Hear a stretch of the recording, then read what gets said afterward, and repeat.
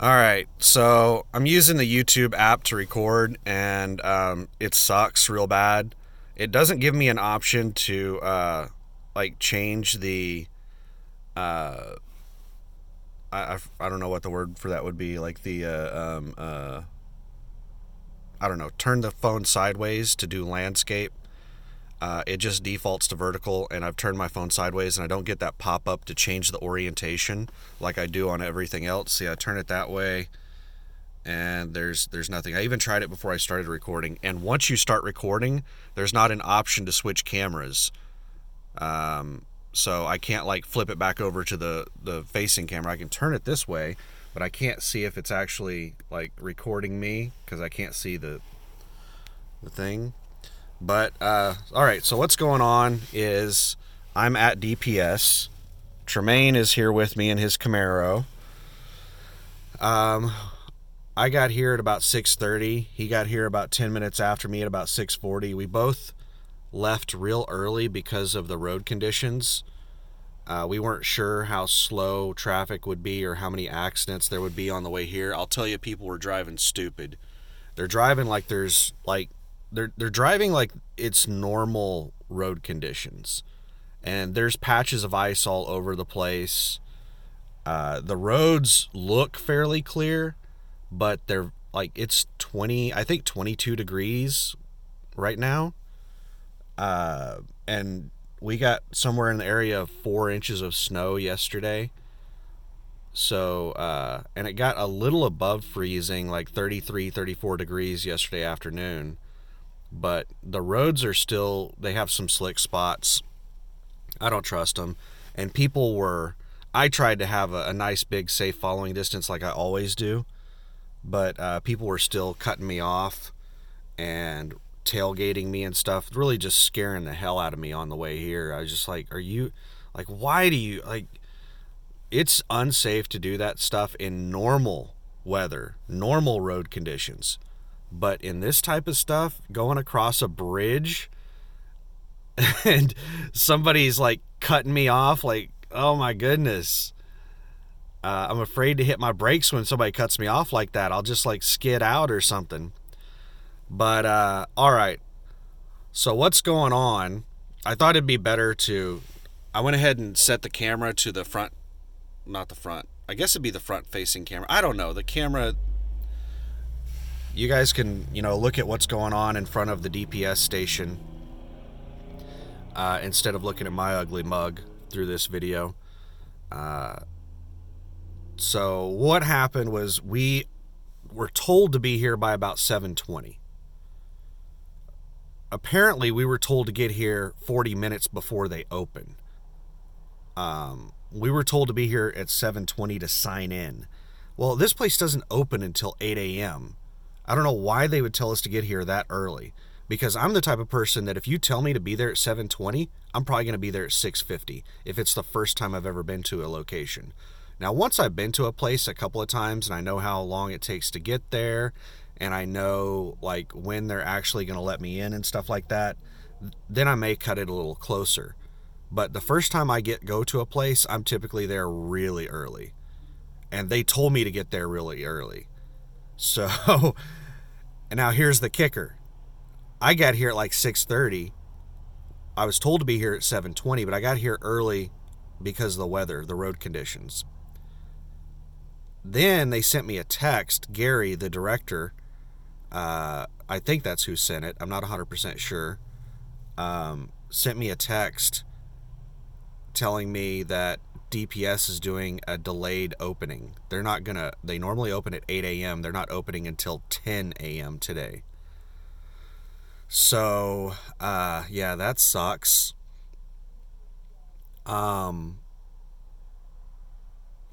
So I thought about what to do, and I just sit there and crunch the numbers in my head for a few seconds, and I was like, it's not worth it to go anywhere. Like, I don't want to go eat because then I'll be tired when it's test time, because after I eat, I get tired. But maybe I go grab something to drink. Honestly, I don't want to get on the roads right now. Traffic is just now getting to the point where it's getting bad. It starts picking up about 10 after 7, and it stays pretty bad all the way up until approximately 9 a.m. And so I don't want to get out on the roads right now. Also, because of the road conditions, I don't want to get out on the roads. I have probably the worst possible vehicle to drive in bad weather like snow and ice. I have a sports car. It's a 370Z. So it's a lightweight, high horsepower, rear wheel drive vehicle. Probably the worst type of vehicle you could drive on slick roads. The brakes are extremely touchy. Oh wow, what are that, super doubles? What was that, those are 253 footers? Oh my goodness, I didn't even know that was legal. Well, you can pull triples in Oklahoma, so a lot of states don't allow those super doubles or whatever that's called, or triples. Oklahoma is one of the states that allow those really long trains. I don't think I've ever seen anybody hauling 253 footers before. That is crazy. What was I talking about? I digressed. I saw something shiny. Squirrel! So, oh yeah, this is like the worst possible vehicle to drive on slick roads. So I'm trying not to do any extra driving. But if you consider traffic conditions and how bad traffic is it's about to get stop and go traffic here any minute. So I live on the complete opposite side of town. It's probably 15 to 20 miles to my house from here in stop and go traffic. It would probably take me an hour or more to get to my house right now. And then I would have to turn around and come right back here, and it would take me like an hour or more to get back here. So it's not worth it for me to go anywhere. I'm just going to have to wait a couple of hours for them to open. So while I'm sitting here doing a whole lot of nothing, I decided to make this video. I didn't do as much studying yesterday as I should have. I think I'm a little overly confident that I'm going to pass the test. When I got here this morning, I reviewed some things like, okay, so I studied the Section A thoroughly. So I got to the point where the Section A inspection, I'm really good at that. I did a little bit of studying on the Section B, which is the side and rear of the tractor. I don't know that too terribly well. Like, I got to the point where I could, I don't know, I could like say it out loud from memory once, maybe twice. Section A, I got to the point where I can still rattle off Section A, just bam, bam, bam, bam, bam. But the side of the tractor, I have to sit there and think about what all is next and stuff like that. And then the trailer, I haven't really tried to memorize the trailer at all. What I know on the trailer inspection is just from us doing inspections in the morning and stuff and listening to everybody do it, just picking up on that. So honestly, the only section I've really memorized is Section A. Everything else, the Section B, Section C, the coupling, and the end cab, all of that is just me picking up on it from doing it at the school. Section A is really the only section I've studied outside of school. So hopefully Section A is the one that I get on the test. But I'm confident that I can pass any section, whatever I get on the pre-trip. So I'm a little overly confident that I'm going to pass and get my CDL today. It's going to be a bit embarrassing if I don't. I've already applied to USA Truck, and Joan has been messaging me. She sent me a text yesterday, and she was like, hey, tomorrow's your big test day. Hit me up after you get your CDL, and we'll schedule you to get you an orientation on Monday. So I've already told USA Truck I'm testing tomorrow, so if I fail, they're going to know. I'm going to have to message them and be like, yeah, I didn't pass the test. I'm going to be taking it again on Tuesday. So that would be a great start to driving for a company. Oh, there's a fog spot. It's probably my breath. that's hitting the window or something. Uh, but yeah, it's so I'm just sitting here for a couple of hours. I don't even know what time it is right now because this thing is my clock, and I can't see the time while I'm recording. I would guess it's probably about 7 o'clock in the morning, maybe 5 or 10 after 7, and I've got approximately 3 hours of sitting here to do before they start testing, which really sucks. So hopefully somebody at DPS comes in early, like at 9 a.m. or 8:30 or something, and we're able to sign up early. Because I got here real early so that I would beat everybody and I would be the first one to sign in. Now, if everyone gets here by the time we all sign in, then we're going to have to like play rock, paper, scissors or something to figure out who signs in first. Since they're doing a late start today, that probably means that one of us is not going to be able to test today. They can only test a maximum of 4 people per day. And they're starting 2 hours late, and it takes approximately 2 hours to test somebody. So I think we just lost a test slot. The only way that everyone's going to be able to test today is if they stay late or if somebody fails out real early. So if somebody fails the pre-trip, then it's not going to take a full 2 hours to test them. If they fail in the first 15 minutes of the test, then that will probably open up a slot. But I hope nobody fails. I hope everybody gets it. I think it's going to come to the luck of the draw. Tremaine, parked next to me in the Camaro, is the only one that is not very good at the alley dock. Keith is amazing at the alley dock. I typically one-shot the alley dock to where I can do it without even doing a pull-up. Like, I just nail it.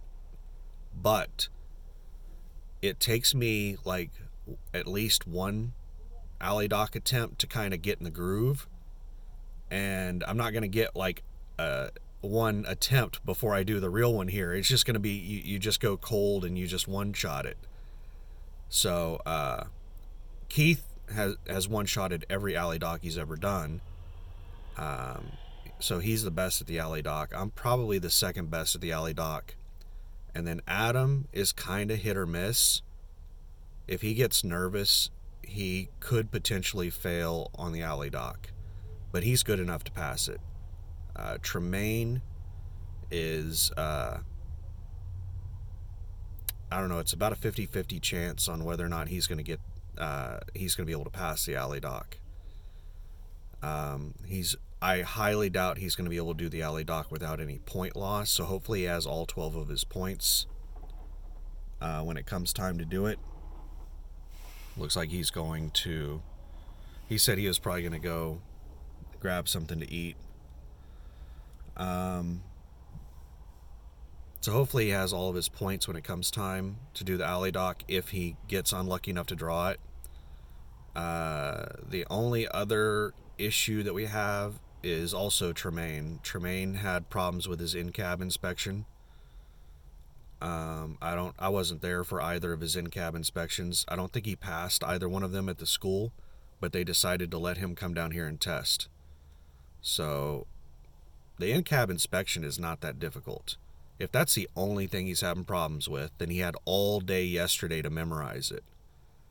So he should have that down after having all day yesterday. So his only issue would be the alley dock.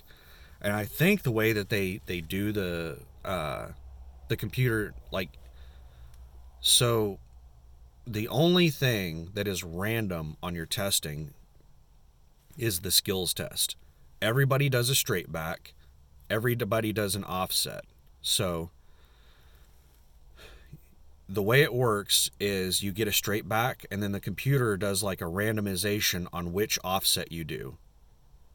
And then you get a random skill. You either get a parallel, you can do driver's side or passenger side parallel or an alley dock. So your third random one is going to be one of the two parallels or an alley dock. And from what we've seen, it's only one person per day gets the alley dock, and only one person per day gets the full truck inspection. So hopefully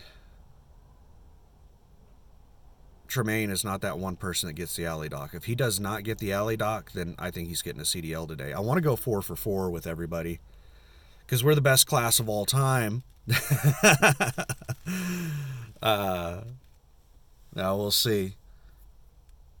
I want to ramble on for a really long time, but we're about to hit that 4 gig point where I'm going to have to splice a couple of videos together if I go much longer. So I'm going to end the video right there. I'm just basically for the next couple of hours, I'm going to be sitting here staring into traffic, maybe turn the car on and run it for 5 or 10 minutes and then turn it back off. This thing holds heat really well. It's a really small, area. So, and it seals pretty good. So it retains, heat and cold really well. Like in the summer, it's kind of cool in my garage where I keep the car. So like I don't like need to crank up the air conditioner really high driving to work in the summer because it can maintain the temperature, whatever temperature it's in here, it'll retain that temperature for a long period of time because it seals so well and it's such a small space. So like it's I think somewhere around 22 degrees outside right now, and I'm not running the car. I haven't, it hasn't been on for about 15 or 20 minutes, and it's still really comfortable in here. I would say it's probably in the 60s in here. So, but I might have to turn it on a few times in this long wait. Yeah, you can see traffic is just starting to slow down to a crawl out on the interstate. It's not stop and go yet. I don't even know what interstate that is. I think that might be I-40. I don't know. I'm not sure. But traffic is just now starting to slow down, so I would guess it's probably a little after 7 right now. Maybe 7:10, 7:15. That's right around the time traffic starts slowing down and coming to a parking lot. But, alright, I'm going to end the video there. Hopefully I'll have another video this afternoon about how I passed my CDL and how I'm set up to go to orientation, and I'm doing all the things, getting everything done. So, all right, thanks for watching. Bye.